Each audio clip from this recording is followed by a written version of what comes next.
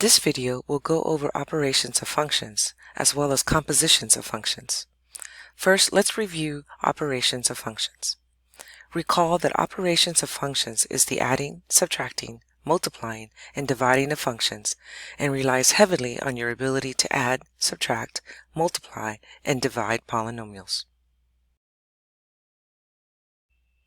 Let's begin with the given functions of f of x, g of x, and h of x. F of x equals to x squared plus 2x plus 1, g of x equals to x plus 1, and h of x equals to x minus 1. Notice that the function notation we use to add functions f and g. F plus g of x means we are going to add f of x plus g of x. To continue the notation, I will place f of x in a set of parentheses and g of x in another. This should remind us of adding polynomials. In parentheses, x squared plus 2x plus 1, plus another set of parentheses, x plus 1. We can get rid of the parentheses since there are no multipliers in front of the parentheses. We can now add like terms to get x squared plus 3x plus 2.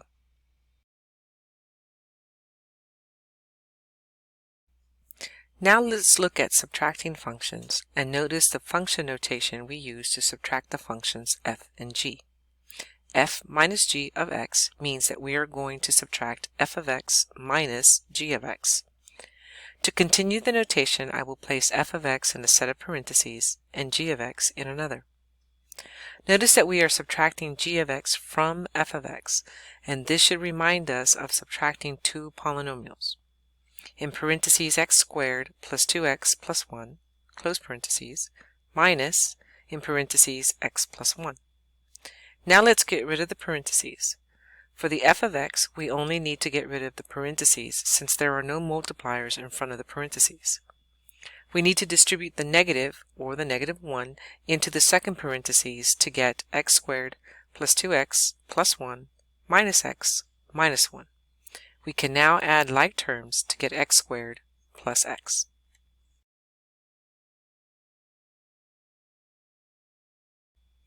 Now let's multiply functions. The notation says g times h of x, and we can write it as g of x times h of x. Keeping with our notation from above, we have parentheses x plus 1 times parentheses x minus 1. This should remind us of multiplying polynomials, and in particular, multiplying two binomials. In fact, FOIL should be coming to mind here to get x squared minus 1.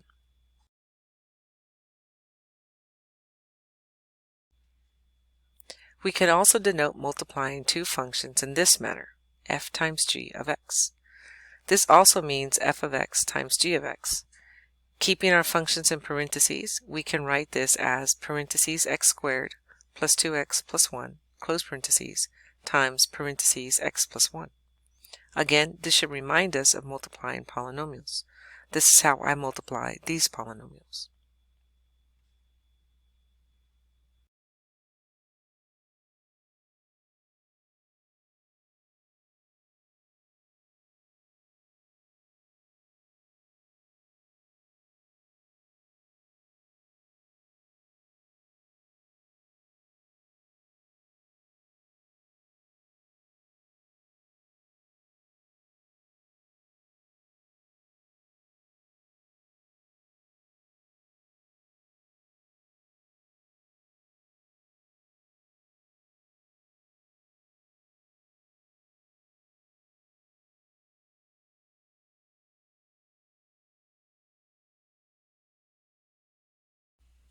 So we see that multiplying f of x times g of x will yield x cubed plus 3x squared plus 3x plus 1. Finally, let's notice the notation for dividing functions. F divided by g of x means f of x divided by g of x as long as g of x does not equal to 0. We can then write x squared plus 2x plus 1 over x plus 1. This should remind us of a rational expression. Recall that rational expressions are undefined when the denominator equals to 0. So here we can see that this rational expression has the domain of negative infinity to negative 1, union negative 1 to positive infinity, as x cannot equal to negative 1.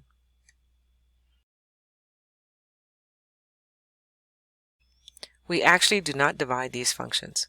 We will learn how to divide functions in a later lesson. At this time, we will use factoring to simplify the rational expression. The numerator is a trinomial that we can factor. It factors into x plus 1 times x plus 1. So we can see that the rational expression reduces to just x plus 1.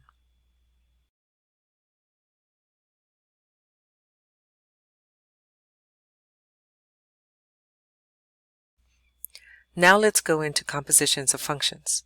First, let's take a look at the notation we will use for compositions. Here we have f of g of x. Notice the open circle here denotes composition and not multiplication. We can also write this in the form of f of g of x. This is what I am saying when I see this notation, f of g of x. Composition of functions means that we will get an x value and put it into the g function, and whatever comes out will then be put into the f function.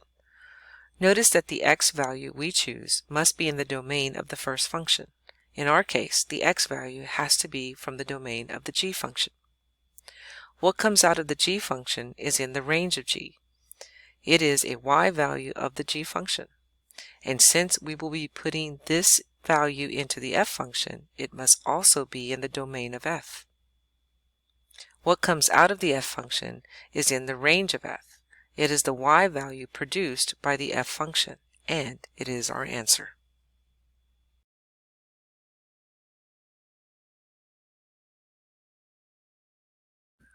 Let's try example number 1, where we let f of x equal to x squared plus 2x plus 1 and g of x equal to x plus 1. For part A, we are to find f of g of x. Remember, we can write it as f of g of x. This means we will put x into the g box, then whatever comes out will go into the f box, and whatever comes out of that is our answer. Let's look into the g box. It contains the function g, which is x plus 1. We will put parentheses for the x. In the box for f, we have x squared plus 2x plus 1. Again, notice that I place parentheses for the x's in the function.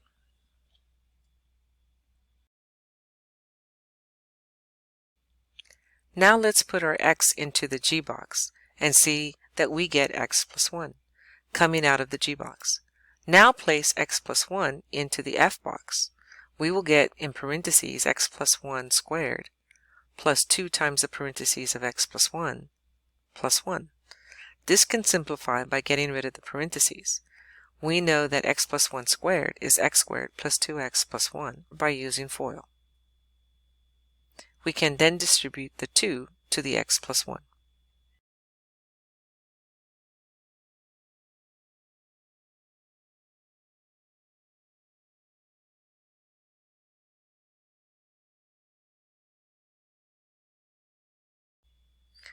So we can now see that x plus 1 squared plus 2 times x plus 1 plus 1 is the same thing as x squared plus 2x plus 1 plus 2x plus 2 plus 1. Adding like terms, we find that this is the same as x squared plus 4x plus 4. This means that f of g of x is the same thing as x squared plus 4x plus 4.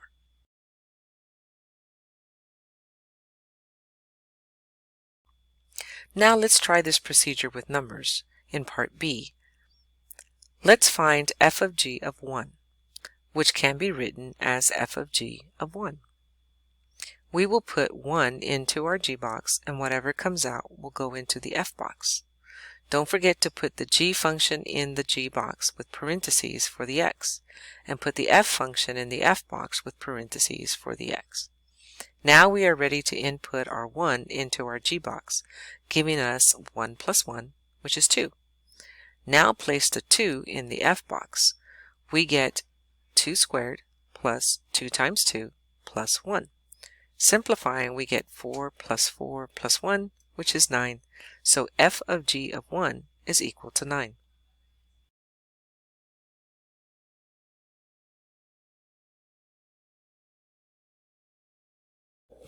In fact, since we have the formula for f of g of x, which is x squared plus 4x plus 4, we can use it to find f of g of 1 by replacing the x with 1.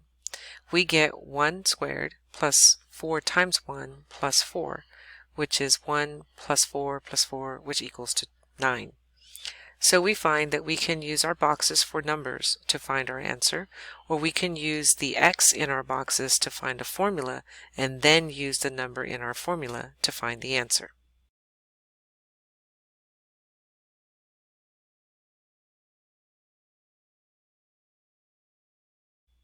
Now let's do example number 2. Here we are to find g of f of x, which can be written as g of f of x. This means that we will place x into the f function first, and whatever comes out will then be placed into the g function, and whatever comes out of that is our answer. Using the box notation, we get x into the f box, which contains the functions of parentheses squared plus 2 times the parentheses plus 1, and whatever comes out will go into the g box, which has the function of parentheses plus 1. Placing the x into the function, we get x squared plus 2x plus 1, and this will go into the g box. And what comes out is x squared plus 2x plus 1, which is x squared plus 2x plus 2.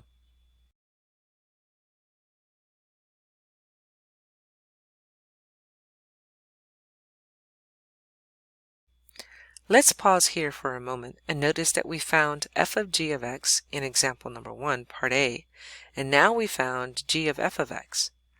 We should note here that the two formulas are not the same, so order does matter, which means we need to be very careful which function box is first and which is second.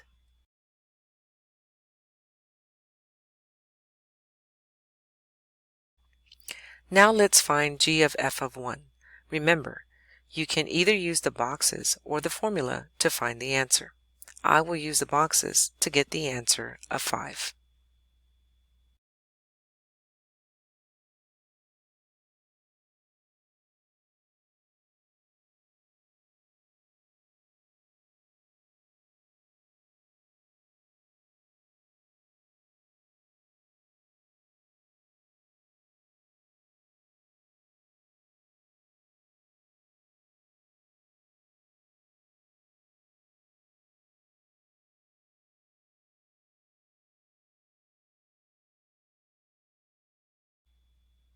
Be sure to note that f of g of x does not equal to g of f of x most of the time.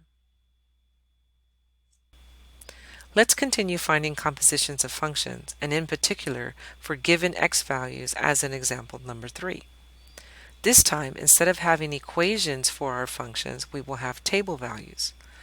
Let's try part A. Here we are to find g of f of 1. First, I will write this as g of f of 1 and set up my boxes.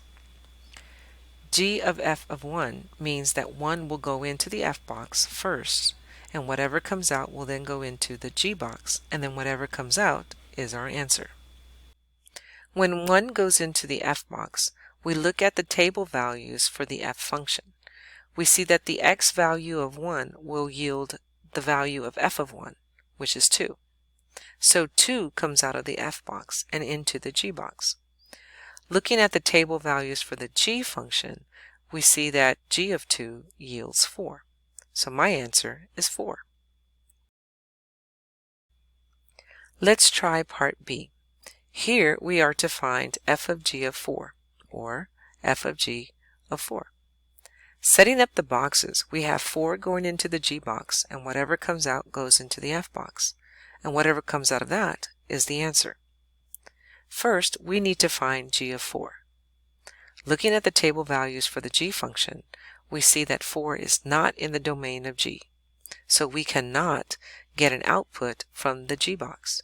Here we say that f of g of 4 is not defined because 4 is not in the domain of g.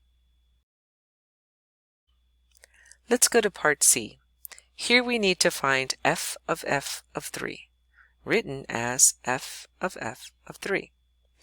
This means that we will put 3 into the f box, and whatever comes out will go into another f box, and whatever comes out of that is the answer. 3 into the f box from the table values for the f function, we see that f of 3 is 6. So 6 comes out of the first f box and into the second f box. Now we find f of 6, which is 7. So 7 is our answer. One note I want to make here is that the table values can be presented vertically, as in example number 3, or they can be presented horizontally.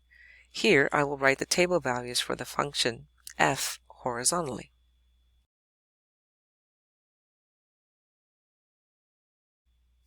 For example number 4, we will use the given graph instead of table values to do the composition of functions. In our graph, let's first decide which graph is the f function and which is the g function. Let's let the line be the f function and the square root function to be the g function.